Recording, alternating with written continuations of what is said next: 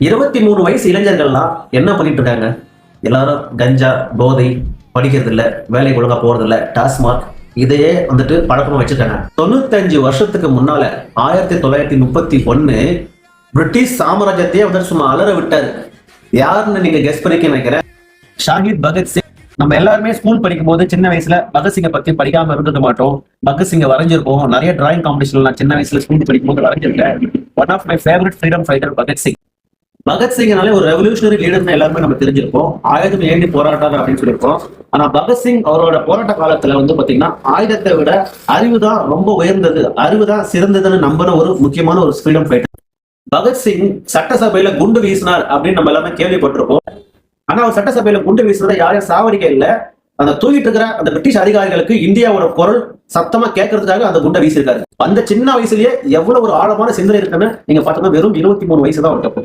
நிறைய லீடர்ஸ் வந்து பாத்தீங்கன்னா புக்கு படிக்கிறது நம்ம கேள்விப்பட்டிருக்கோம். ஆனா அந்த பகத்சிங் அந்த சின்ன வயசுல கூட அவர் சாவுல அந்த கடைசி நிமிஷம் வரைக்கும் புக்கு படிச்சுட்டே இருந்தாங்க.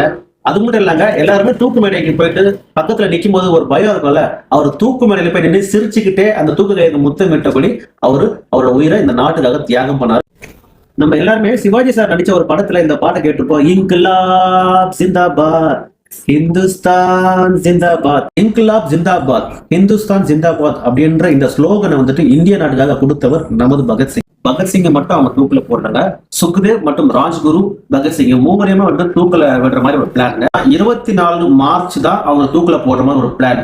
ஆனா அந்த பிரிட்டிஷ்காரங்க என்ன பண்றாங்கன்னா, இவங்களை தூக்கில போட்டோம்னா கலவரம் வந்துடும்.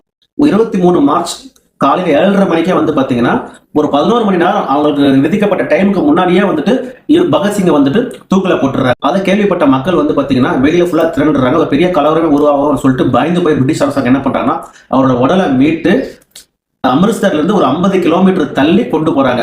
ஃபெரோஸ்பூர் என்ற இடத்துல அங்க கொண்டு போயிட்டு எரிக்கிறாங்க. அங்க ஏதோ எரிக்கிறாங்களே சொல்லிட்டு பொதுமக்கள் திரண்டு வந்து பார்க்கும்போது பிரிட்டிஷ் போலீஸ்காரங்க பயந்து போயிட்டு அந்த பாதி எரிந்த அந்த உடலை வந்துட்டு தூக்கி அந்த சத்லஜ் நதியில வீசிட்டு போயிடுறாங்க. மக்கள் போயிட்டு அந்த உடல் பாகங்களை மீட்டெடுத்து இறுதி சடங்கா செய்யறாங்க. இன்னைக்கும் வந்து பாத்தீங்கன்னா ஹுசைன் வாலா அப்படின்ற இடத்துல வந்துட்டு அந்த நினைவு அஞ்சல் இருக்குது.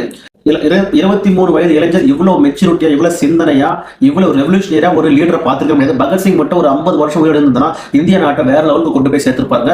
இன்னைக்கு பகத்சிங் அவங்க நினைவேந்தல் அன்னைக்கு அவரை பத்தி பேசுறதுல உண்மையிலே எனக்கு ரொம்பவே பெருமையா இருக்கு. ஏன்னா ஒரு சின்ன வயசுல இருந்து நான் ஒரு பிக் பகத்சிங்கோட ஒரு ஃபேன் வளர்த்துக்கிட்டாரு. இன்றைய இளைஞர்கள் நம்ம எல்லாருமே பகத்சிங் போன்றவர்கள் நம்ம நாட்டுக்கு செய்த தியாகத்தை நினைச்சு நம்ம நாட்டுக்கு ஏதாவது செய்ய முன் வரணும். ராணுவத்துல ஜாயின் பண்ணலாம், நல்லா படிக்கலாம், அந்த நாட்டுக்காக நிறைய தியாகம் பண்ணலாம். ஸோ அதெல்லாம் பண்ணறதுக்கு வாய்ப்பு இல்லாம பரவாயில்ல, நல்லா படிச்சு ஒரு நல்ல இளைஞரா வந்துட்டு இந்த நாட்டுக்கு ஏதாவது செய்ய முடியுமான்னு பாருங்க. ஜெய் ஹிந்த்.